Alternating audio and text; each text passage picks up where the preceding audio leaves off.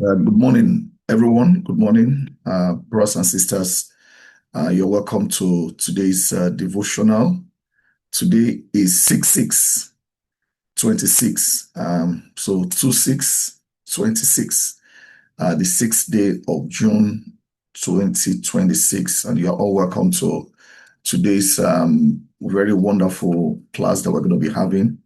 We are still on the Psalms, and today, remember the thing we're talking about. We're looking at wisdom of life, how we can anchor ourselves in God's presence. So we're going to use the wisdom of the Bible. We are going to be looking at the wisdom literatures. So this is one of the wisdoms. Like we said, we are not going through all the 150 Psalms in the Bible, but what we are doing is look at themes in the Bible that is going to help all of us, even as we grow in our relationship with God and even in this journey of life that we are in. So today we're going to be looking at God's presence. Okay, God's presence. I know it's something we've heard before, but today what we're going to try to do is to bring just something that fresh that will help you. And to do that, we are looking at two short Psalms in the Bible. We're looking at Psalm 16. So if you have your Bible with you there, you may want to turn there so that you can read along. And also Psalm 84, okay, Psalm 16 and Psalm 84. We're looking at God's presence today.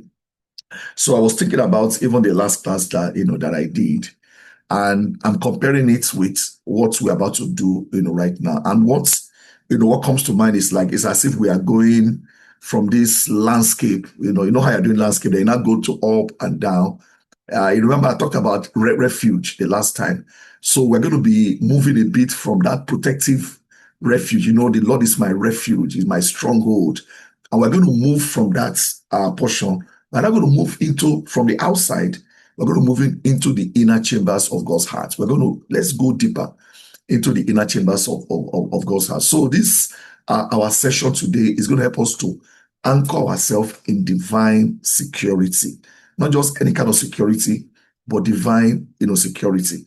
And as we look at that, Psalm 16 and Psalm 84, I pray that it's going to shift our focus today entirely into what I will call divine intimacy, where you will just begin to feel God much closer.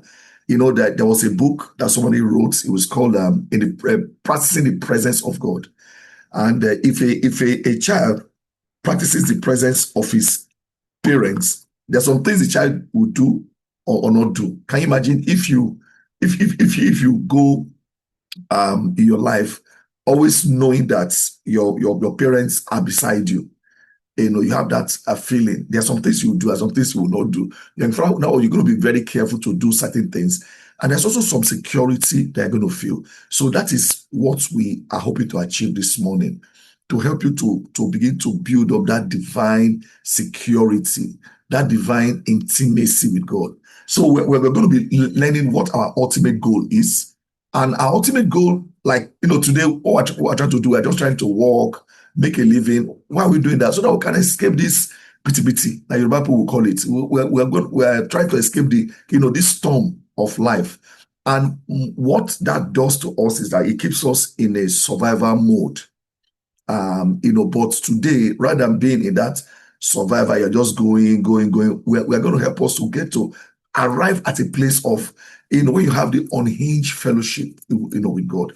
That is what we're supposed to be. You can't just be on the road. You are traveling and you're on the road. You are just suspended. Like I'll be in the next few hours. You're just suspended in the sky and you're just going.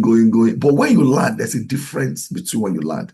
No matter what entertainment you enjoy while you're flying or you are driving or you're riding or whatever means of transportation you have, no matter, there's nothing compared to when you arrive your destination. It's a total different. The kind of security you feel, you face. I didn't used to understand it. Whenever I travel through how do I call it? Arabian countries like Egypt and the rest. There's something, if you've ever gone there before, whenever the plane lands, people begin to clap. The first time I was like, what's going on? Because I take it for granted that you fly, you land, you fly, you land. And I think, very soon it will come to Nigeria also, that every journey you take, for the fact that you can arrive, it's like a blessing to you, because this world is not safe. So today we're going to be looking at what the Bible calls a mektan of David. Mektan of David. You see it there, written on your this thing. It's a kind of psalm, a royal psalm of David. And I want you to listen to the words of David. Let us see the intimacy.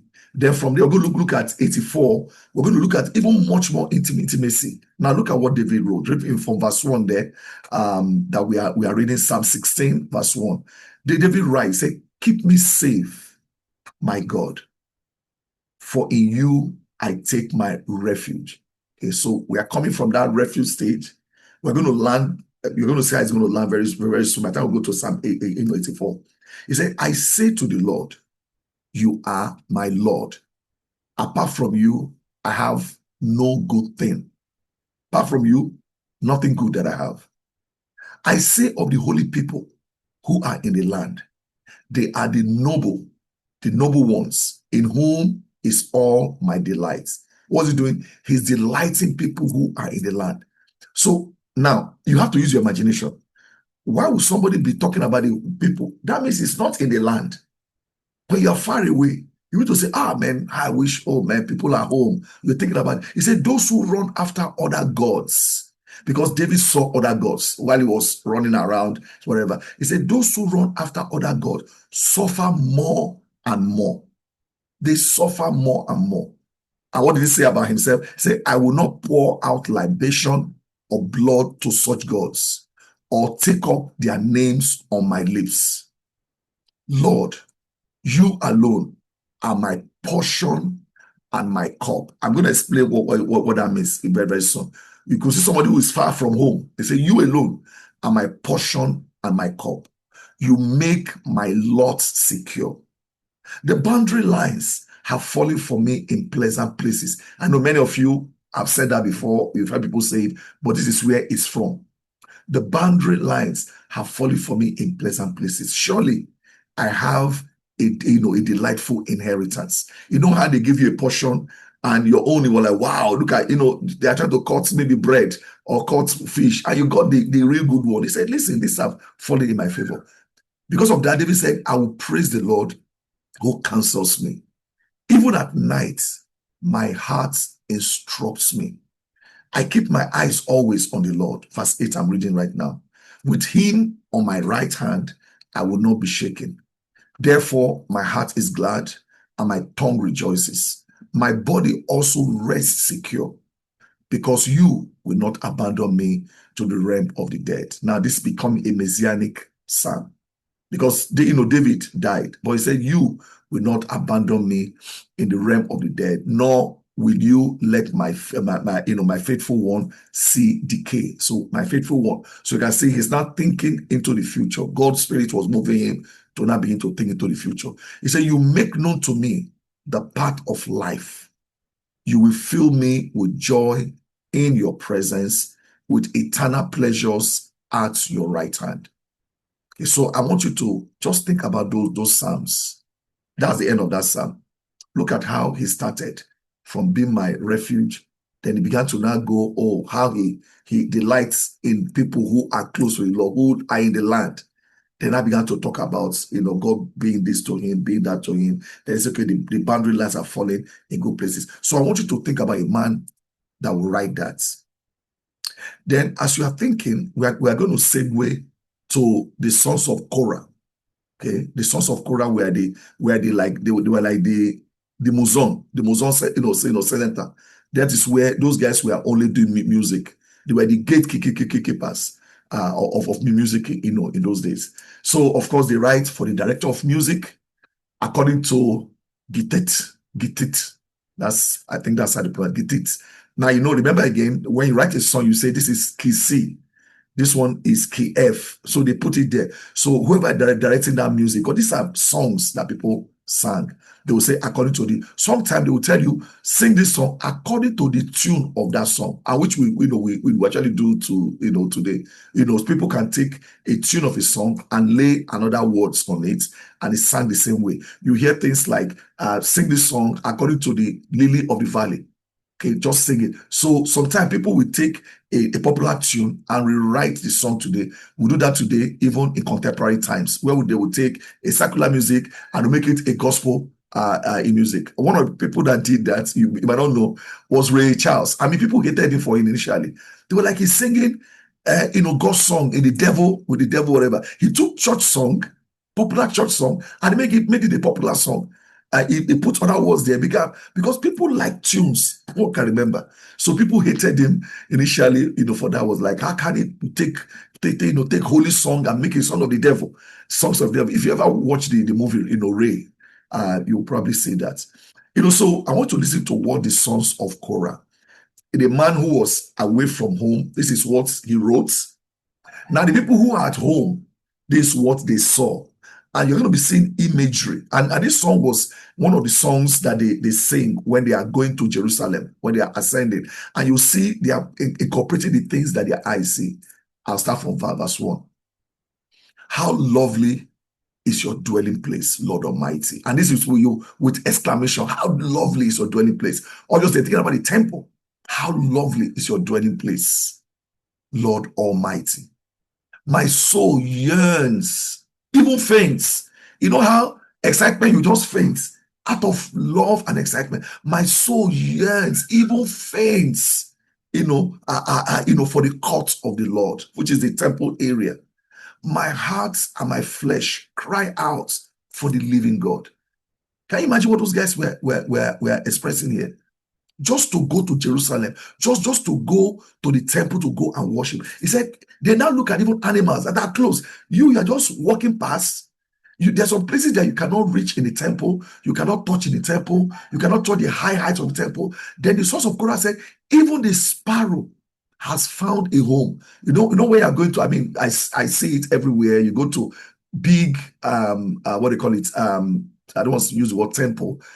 You go to massive, houses. No matter how big that house is, you look at all those structures. You will see a sparrow building a temple there. You will see a lizard crawling somewhere there. So the writers were like, even the sparrow have found a home, and the swallow a nest for herself, where she can lay her young, a place near your altar. Can you imagine? It's like, I wish I could be this close. These guys are closer.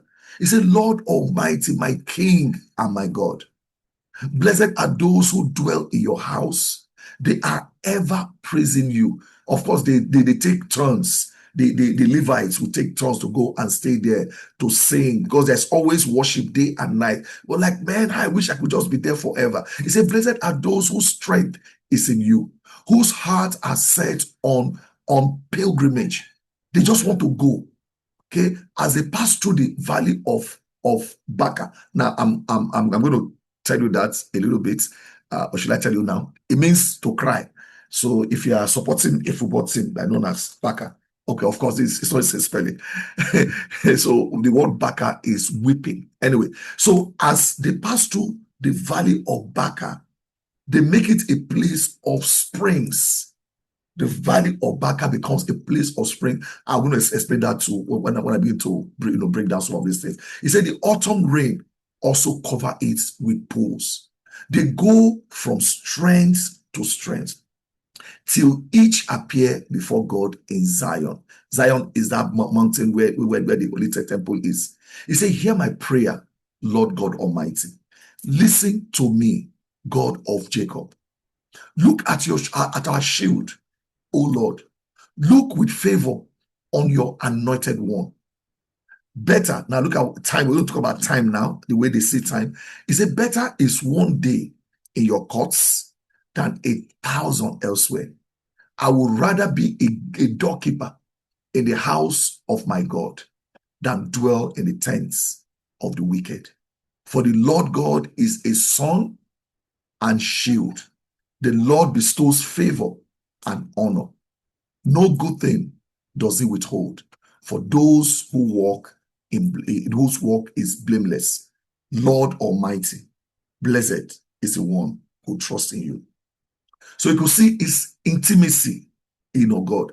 So today, look at the intensity of the chords, the people who are singing here. You see what they made. What they made was just a choice of satisfied soul. They just want to be satisfied. So when you look at this psalm, and I've looked at it over and again, and it's always good when you do what I do. I play it also in audio. I have Bible app, that I can just click and it becomes audio. It can be, reading. In this sense, like singing, to me. So it truly captures the depth of this passage we're talking about. For us to really understand it, to go deep down, you need to understand what I would call the spiritual and even the psychological space of the person who is writing this thing. What were they going through? Now, I started with David in Psalm 16. It has this famous, title, the Miktan. This was the golden poem, the secret treasures. This was what they call the declaration of total allegiance.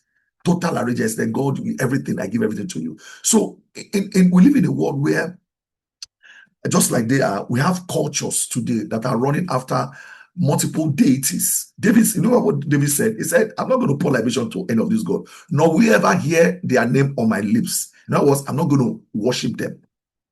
So we have multiple deities. There were bleeding sacrifices everywhere. There are foreign idols. Everybody is seeking some worldly security. And so what people do is that they want an alliance. So let me go, when I align myself with this, then I can be, protected.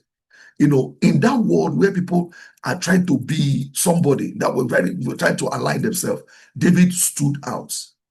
When you stand out, that means you are making what I'll call number one, you're making an economic, you're also making a spiritual choice. Because sometimes the choices that people make in those days definitely always affect their buying and selling.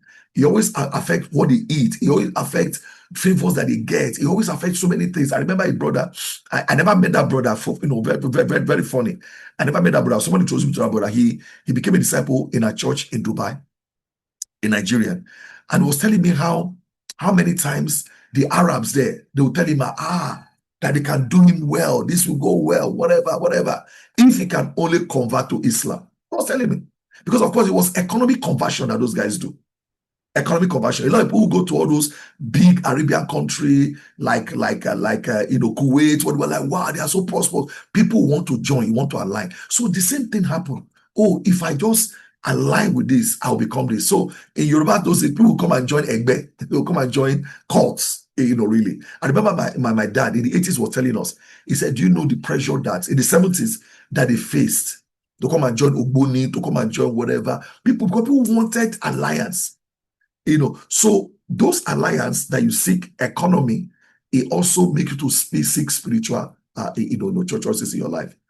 So in the midst of all this thing, David was able to declare that the Lord is my portion and my cup. Remember, I told you I'm going to talk about that. The Lord is my portion and my cup. Now, for you to understand, you need to really understand it. I mean, yesterday I picked up my archaeology Bible. Flip through it because I'm going to be doing some archaeology in the next 1 week for the next week or so. But it was very heavy. The Bible is as heavy as stone, and when we look at it, it tells you some of the culture behind it. When somebody says something is their portion, when you hear that portion, that means inheritance.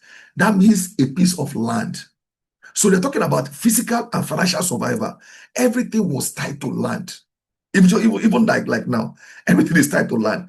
He who owns land controls so many things.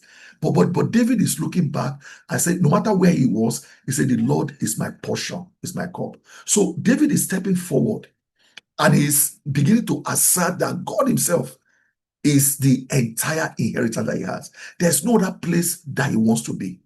He wants to be so he might be in Gaza, he might be running around and running away from Saul, but God is his ultimate portion. So I want us to be thinking about that today, that no matter what we have around us, God should be our ultimate resting place. So we're going to use that now as a springboard from where David landed there. It now flows. You can see how it flows into the sons of Korah.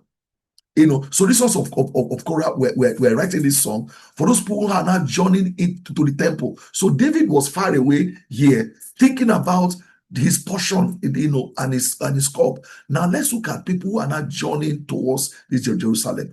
So they were doorkeepers. So that was why they would use the word, I'd rather be a doorkeeper. I mean, what's a doorkeeper? A gate man, really. So they were writing. They began to write this, what I would call this intense. It was a poetic longing. It was an even envy. He was envying the swallow, the sparrow that built their nest at the altar. Can you imagine, those guys are so close?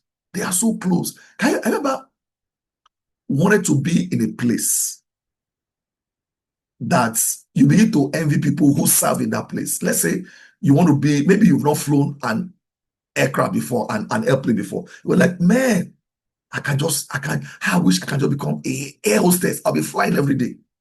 Or flying every day. Or you want to live in a foreign land. You were like, oh, I wish I can even just make me a cleaner in that place. That's what happens. Just make it, I'll go as long as I'm in that place. As long as I'm in Canada or in America or whatever you want to be. That was exactly the same way when it comes to God. So they begin to reveal their true treasure, their true value. What is motivating them. Today, people talk about accumulation of status. Accumulation of status. People have this. Just look at when people introduce other people. But here, what they were doing, they were kind of estimating like the proximity to them.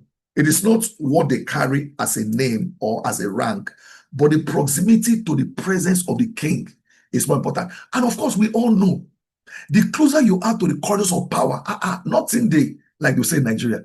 There are people today. I met one guy when we were doing our conference in campus conference in Abuja. So this guy happened to be the classmate, and it's amazing. The classmate of Polokolo, and Polokolo was there.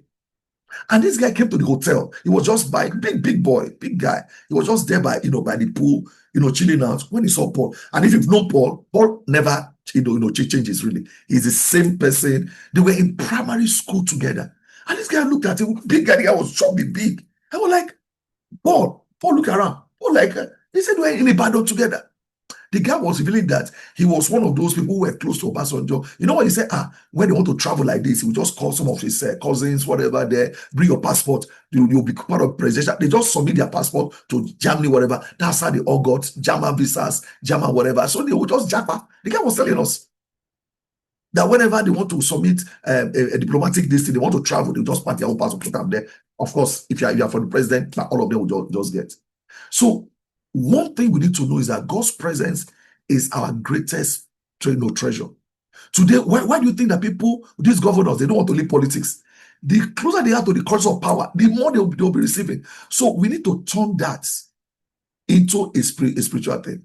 So David was willing to drop his anchor of absolute contentment. You know how you are sailing, you just drop your anchor, you're not going anywhere. And that was why he said, in your presence is fullness of joy. I mean, we normally say it. At your right hand are treasures forevermore. He said, when I'm just there, they are everything I have. So look at those vocabulary. I actually, highlighted them. Look at the vocabulary. What is David not saying? When I get there, I kind of mark, because I like the English language. I love languages. I say, okay, what is he talking about? David is not saying that God's presence contains, look at it very well. It doesn't say it contains measure of joy. A measure, just like I have a measure, I have a flask here. I keep pouring a little measure. I know I'm doing it so it doesn't get cold. So I'll drink it when it's hot. It's not saying that God's presence contains a measure of joy, but fullness. This is the fullness. This is the measure. It's either you take the measure or you grab the fullness. This one is plenty. You know what I mean? This one is more. But a lot of times, what we contempt just a measure, a thing. We live in this frantic culture. And our culture is always searching for fulfillment. And how do we do it? We go to school, and people think, remember I used to think that when you graduate from secondary school, your life is like perfect. Today, people who do graduation for primary school, You think then university comes, if I can do university, my life will be whatever. You finish, I don't have a master, so from there I have a PhD. Even after a PhD, I need professional titles. So we look for all those titles. We want to expand our bank account. We want people to validate us, kind of the network that you have. You see, even though we do all those things, what I have found out, and of course, everybody have found out, that these are just reservoirs. When you put all these things in, eventually they will run dry.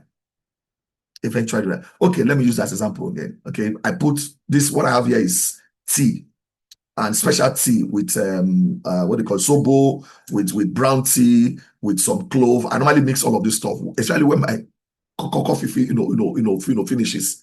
You see, I can put all of these things here. Eventually, it will run dry. It cannot sustain me for the next day, for 2 days, whatever. It's just a measure of itself also. So what this psalm is teaching me, and I believe it's going to teach all of us too, is that our human hearts, the way God made our human heart is structurally engineered in a way to be satisfied only by one thing, eventually by the Creator. You know what he said? If you put things in a vacuum, there are some things that cannot fill it up. Okay? If the vacuum you have right now is vacuum called hunger, there's nothing that can fill it up apart from food. Okay, apart from food. If the vacuum you have is called thirst, you are thirsty. No matter what anybody give you, is only water. Water is the only thing that can really quench, thirst. Other things are just temporary. In fact, they make you much more thirsty. So when you take sugar, we make you, or maybe alcohol, it make you much more thirsty. So if the vacuum you have is love, even if anybody buys everything for you, it is only that love that is going to fill it. So God made our hearts in a way that is only the Creator that can truly. That's why people acquire things and they still commit suicide. People go to wherever and they still are not happy. So God's presence is not just a regular destination. You know how I say regular destination? You know how people come for 30 December in Nigeria? I mean, I've met some of them outside the country were like, wow. The guy was telling me they had so much fun. They had this, whatever there. So they're going to come back again. Or people go to, I don't know, anywhere you want to go to, Hawaii, you want to go to Dubai, you want to go to wherever. We're like, wow, I can't. So it becomes a regular destination. And then between something become regular destination or a religious itinerary that you do, let me just take it once and for all. But it is our ultimate asset. Now, think about a person who lives in that country. They are saying, wow, I can't be. The guy is already there. It's our supreme inheritance, our greatest treasure. So somebody in Nigeria is telling me that he came to 30 December and he had so much fun, whatever. What do you think someone like me will be saying? I say, yeah, I live here. I live here. Even the traffic of Lekki, they were like, whoa, the traffic, whatever. I live here. So they're different. God is not just a regular destination. You just go and come, go and come. It should be where you should live. When you will live there, nobody's going to tell you any story. So today, join me in affirming. When you go to this point, you have to just affirm. We have to resolve to view the presence of God as our highest prize. Just being in God. And I'm going to prove it to you using what the Bible has said. Just going to be the highest prize. We're going to refuse to seek for worldly fulfillments. Any fulfillment that can only be found, in the only fulfillment that can only be found again is what we should be looking out for, because it will run dry eventually. Okay, well, when you come in presence of God, that's where everything starts. The second thing I want us to look at right now is the way they're able to equate proximity. Okay, how did they equate proximity? They said 1 day versus 1,000 years. Which one do you want? A day versus 1,000 years. So the source of Korah, look at how they calculated the economy of time. There's something called economy of time actually. And you find that in verse 10. They look at that. It has given us this clarity. Even as I'm looking at it right now in verse 10. It says, for a day in your courts, in your presence, in whatever I want to put it, is better than 1,000 years. Is better than 1,000 years. I would rather be a doorkeeper in the house of my God than dwell in the tents of wickedness. That's what they call the other side, wickedness. So this is a radical revelation of life. What they are saying that one single compressed moment of I mean, I'm sure you must have experienced it, when you just spend time. You can spend time with somebody, just one compressed moment of intimacy with God. It carries more weight. They are saying it carries more wisdom. It carries more transformative power than 1,000 years spell, chasing any other thing. And that's what happened. What happened? You know how I'm reminded of this guy's song, Ko Bams Asoko. I like playing that song. It's a very good song. It's called One Hit. And he used various artists in Nigeria. I said, give me one hit song, Lord. That's all I want. Let me blow like Olamide. Let me blow like Tubaba. Just one hit. I don't want 1,000 songs. It is just usually one hit. One song is what sets a musician apart. For Rema, it was calm down, baby, calm down. That was it. Just one. Nobody remembers any other thing. Just one. That's what you need. Just only blow. So that proximity to God is what upgrades your perspective. We are you are standing at the threshold of His presence. In this, it's very infinite. It is more rewarding, than sitting at the throne of compromised luxury. Just one. So how do you today go look at your economy of time? Your economy of time. You know how you watch a movie, a short movie, you're like, wow, it's better than anything that you ever seen in your life. So today, all of us must resolve to begin to prioritize quality time. In fact, that's what we call it. Not just time, quality time with God over frantic accumulation of secular hours. All this doom scrolling that we do, or whatever. Just quality time. Small. You will feel so refreshed. That kind of sleep, we call it power nap. You sleep, you wake up, you will tell people, good morning, sir, or good afternoon, or good morning. You think you slept the whole night. They were like, it's still evening now. I said, really? That is the quality time. Because you know that intimacy with Him, what it does, it multiplies your spiritual and mental capacity. When you have power nap, just 1 hour of sleeping, equivalent to 7 hours of restless sleeping, where you're turning around, where you're whatever. That is what we're talking about. And finally, as I try to catch up with time, let's look at that valley that I talked about, that Baca, that valley of weeping. The Bible says it becomes a spring of blessing. And you find that in verse 5 to 6. And that verse, it provides us this incredible, like a strategy for modern, rebuilders, really. All of us are here, we're trying to rebuild. He said, blessed is the man whose strength is in you, whose heart is set on pilgrimage. As they pass through the valley of Baca, they make it a spring. Okay, water start coming out. It was a valley of weeping, but they make it a place of spring. So the valley of Baca, in that place, just like we talk about the valley of the shadow of death, it was very, very dry. It was very, very arid. It was a sorrowful path because it's not a very, very good. There's some road you pass through, you are not happy. Your mouth will be beaten. And there's some road you will drive. It's like whenever I drive, I used to have that feeling when I drive Tomiland Bridge. Now I have that feeling when I drive Lagos Ibadan. And I also have that feeling when I drive the Lagos Kakalaba road, at least from here to Ogombo. You're just like, wow, this is so smooth. So when they're passing on their way to Jerusalem, they have to pass through that place. So, but the pilgrim didn't get stuck in that dry, sand. Okay, there's some roads that are very, very bad. Why? Because their hearts were fixed on the presence of God. So when your heart is fixed on where you are going, it makes the rough journey, even much more, bearable for you. So their footsteps are literally, dug wells. So it's like they're matching whatever their water is coming out, converting their dry season of grief and into a flowing season, or rather what we call a flowing spring of refreshing water. So every step you take in your dry season, every step you take, those things are going to yield for you. So that means that intimacy with God, what it does, it transforms your pain into, I'm looking for this mechanic, what they use in farm irrigation. So your intimacy with God, what it does, that it transforms your pain into irrigation stream of purpose.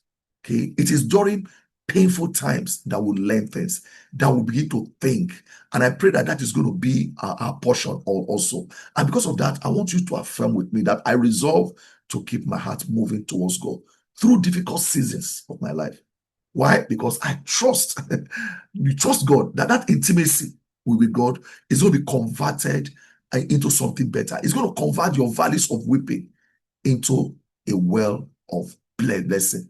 So when you are on this journey and you are going on that journey, it's as if things are difficult. You say you are like, God, when will I finish this? Like you're in school, you're like, when will I graduate? It's like you are there. Oh, when will I get married? Or when will I have a child? Or when will I build a house? Or when will I? There's always journey. We are on a journey. It might be a health journey. It might be a financial journey.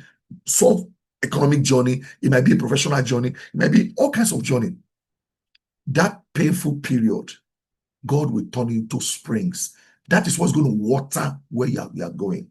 By the time you finish that school, by the time you finish that project, by the time you save up and you are denying yourself, by the time you train that child, whatever, at the end of the day, that is what our prayer is going to be. So I would like to stop here so that we can get like 15 minutes of sharing time and of prayer, before we call it a day. But remember, I've not told you anything. Our call to action today is for all of us to spend quality time in God's presence today. I like doing that.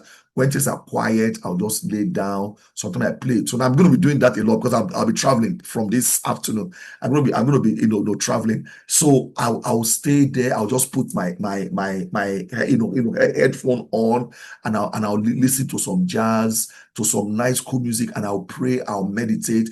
Do that. Get a quiet time, go. So spend some quiet time. That's why they call it quiet time, where there's no disturbance. Jesus Christ says, like going to your closet and lock yourself up. Like you lock the world out, you are just there and you are in the presence of God. So do not rush into any noise of Saturday. I mean, hey, today is Saturday. So we have responsibilities. We have whatever. There's a party going on or errands or whatever. Just, you see, quality time might be 5 minutes, might be 10 minutes. But use it. You can even do 15 minutes. Set aside a specific uninterrupted 10 minutes, 15 minutes, a window period. You can do it several times in a day.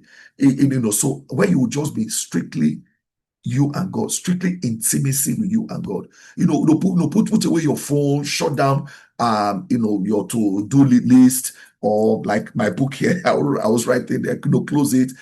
Just practical stillness. You might want to lie down. You might even want to take a walk.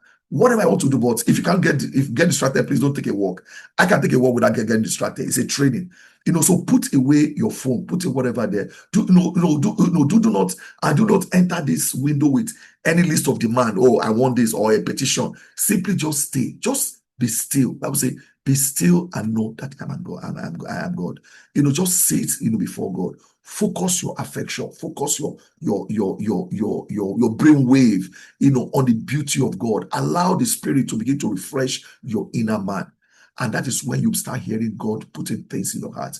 God starts speaking to you. And that peace that transcends understanding that Jesus Christ and the Bible talks about will guide your heart and mind and soul. We have less than 15 minutes right now. I've taken like 2 or 3 minutes.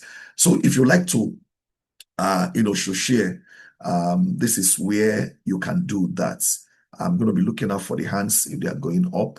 And afterwards, we'll go to God in prayer. So how do you feel? What is God telling you? What has God revealed to you? What are you living here today with? This is where we share our thoughts. Who wants to go first as those hands begin to pop up?